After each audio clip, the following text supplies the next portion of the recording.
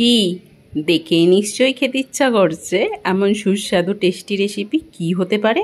তো চলো, কত সহজ এই রেসিপির জন্য চাল নিয়ে নিলাম। কি চাল বলুন তো? গোবিন্দভোগ চাল, যেটা পায়েস তৈরি হয়। অবশ্যই পরিমাণটা আপনাদের অনুযায়ী।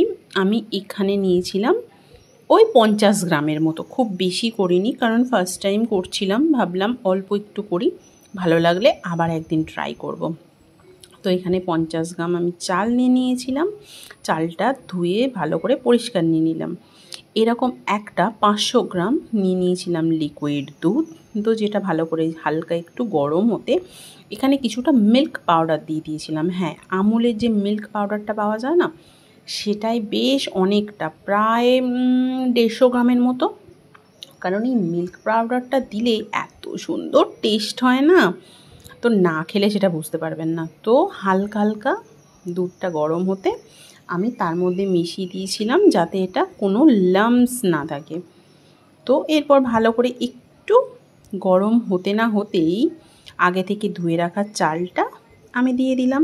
বুঝতে পারছেন তো কত সোজা একটা রেসিপি করছি। হ্যাঁ, দু একটা লাম্পস হয়তো থেকে গিয়েছিল, তবে ওটা আস্তে আস্তে আমার মিশে গিয়েছিল। যাই হোক, এরপর মাঝে মাঝে একটু নাড়াচাড়া করে দেবেন, কারণ দুধ একটু নিচে লেগে যায়, তো সেটা দুধ আর চাল না লেগে যায় সেদিকটা খেয়াল রাখবেন।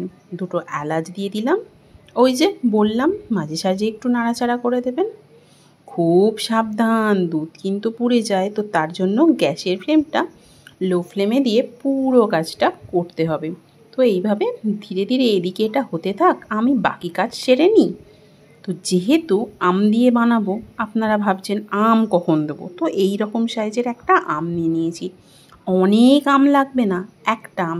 জানি বাজারে আমের দামটা কম বলে আপনারা ভাবছেন অনেক আম দেবেন, তাহলে যে চালের পরিমাণটা বাড়াতে হবে বন্ধু। তো আর দেরি না করে আমটা ঝটাফট কেটে নিলাম। তো কি করব বলুন, অনেক কষ্ট করে ভিডিওটা এখানে করছিলাম, কারণ কেউ ছিল না। এই দেখুন, আমটা জাস্ট কেটে এর মধ্যে পুরো পাল্পটা আমের বার করে নেব। তো আমি যেদিক থেকে পারছি ছুরি চালিয়ে আমের পাল্পটা বার করে নেওয়ার চেষ্টা করছি। তো একটু ডিজাইন করে কাটতে গেলাম, জানি এটা শুধু লোক দেখানো, আর কিছুই না, কারণ পড়ে যাবে তো মিক্সির চাকায়, আর বন করে ঘুরে ঘুরে কোনো ডিজাইন থাকবেই না। না, এ থেকে 4-5 কুচি আমি অ্যাকচুয়ালি রেখে দিয়েছিলাম। ওই যে একটু সাজিয়ে গুছিয়ে না পরিবেশন করলে বলো তো দেখতে ভালো লাগে? যেগুলো শেপগুলো খুব সুন্দর এসেছিলো, সেখান থেকে কয়েক কুচি এইভাবে আমি চৌকো চৌকো করে তুলে সাইড করে রেখেছিলাম। রেসিপিটা তৈরি হয়ে গেলে কি বললাম বলুন তো, আমটা ভীষণ মিষ্টি, তো চিনির পরিমাণটা কম লাগবে। এদিকে আর কি, মিক্সার জারে দিয়ে দিয়েছিলাম, দিয়ে ব্লেন্ড পুরো আমটা ব্লেন্ড করে অন্য একটা কড়াইয়ের মধ্যে আমের পাল্পটা নিয়ে নিয়েছিলাম। তো তার মধ্যে খুব সামান্য, জলটা না দিলেও চলে, তবে মিক্সি ধোয়া একটু জল দিয়েছিলাম।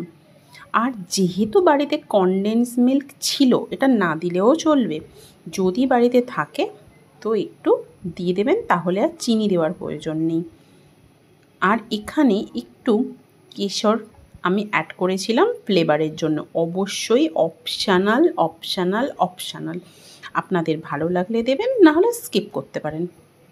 এবার এখানে আমি সামান্য একটু গুঁড়ো করে রাখা চিনি, খুব সামান্য, আপনারা লক্ষ্য করেছেন কি জানি না, মানে 1 চামচও না, তারও কম, যেহেতু কনডেন্স মিল্ক ব্যবহার করেছি, আমটাও ভীষণ মিষ্টি ছিল। তো এটা একটু জাল করে নিতে হবে, কারণ আমের একটা যতই মিষ্টি হোক সেখানে একটা টক ব্যাপার থেকেই যায়। তো এটা যদি ডাইরেক্ট এই পাল্পটা ওই ফুটন্ত পায়েসের মধ্যে দিয়ে দেওয়া হয় না, পুরো ছানা কেটে যাবে, খেতে ভালো লাগবে না। তো আমটা একটু জাল দিয়ে আমি এইভাবে একটু ঘন করে নিচ্ছিলাম। হ্যাঁ, আমটা জাল দিয়ে ঘন করে, এই যে দেখুন পায়েসটা পুরোপুরি কিন্তু রেডি, একদম পায়েস তৈরি হয়ে গেছে, চাল আর সিদ্ধ হওয়ার বাকিও নেই। ঠিক সেই সময় পায়েসটা আমি নামিয়ে রেখেছি, যে আপনাদেরকে একটা চাল, মানে যেরকম আমরা দেখি হাতে তুলে দেখালাম, একদম পুরোপুরি চালটা সিদ্ধ হয়ে গেছে। ঠিক ওই সময় আমের পাল্পটা থেকে আমের কাঁচা গন্ধটাও চলে গেছে, বুঝতে পারলেন? ওই সময় এর মধ্যে দিয়ে একটু খুন্তি দিয়ে ভালো করে এইভাবে ব্যাস ঘুরিয়ে মিশিয়ে নিয়ে আর একটু গ্যাসের ফ্লেমটা দিয়ে আরেকটু নাড়াচাড়া, বেশ কিছুক্ষণ নাড়াচাড়া করে ঘন হয়ে এলেই একদম আমাদের আম পায়েস রেডি। আর ইচ্ছা মতো কাজু, কিশমিশ, অবশ্য যদি পেস্তা থাকে সব দিয়ে একটু ভর্তি করে দেবেন, তাহলে টেস্টি টেস্টি আমের ক্ষীর পায়েস একদম বাড়িতেই তৈরি। ওহো, আমি বলছি আর আমার জিভে জল চলে আসছে। কেন বলুন তো, রেসিপিটা তো অনেক দিন আগে হয়ে গেছে, এত দারুণ টেস্টি হয়েছিল না, আপনারা না খেলে বুঝবেন না।